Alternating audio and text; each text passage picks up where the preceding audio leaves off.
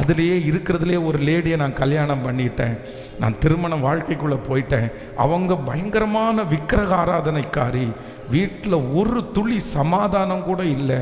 இந்த வயசுலேயே ஒரு குழந்தை வேற எனக்கு பிறந்துருச்சு, இனி ஊழியத்தையும் உங்களையும் நான் நினச்சே பார்க்க முடியாதுன்னு அன்னைக்கு போனவர் தான் இன்னைக்கு எங்கே இருக்கிறாருன்னே தெரியல.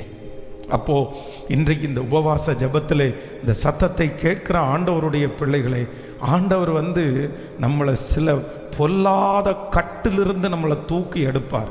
ரோமர் எழுதின நிருபம் 8ஆம் அதிகாரத்தினுடைய 37வது வசனம் சொல்லுகிறது, இவை எல்லாவற்றிலையும் நாம் நம்மில் அன்பு கூறுகிறவராலே முற்றிலும் ஜெயம் கொள்ளுகிறவர்களானோமே. எல்லாரும் சொல்லுங்கள், இவை எல்லாவற்றிலையும் நாம் நம்மில் அன்பு கூறுகிறவராலே முற்றிலும் ஜெயம் கொள்ளுகிற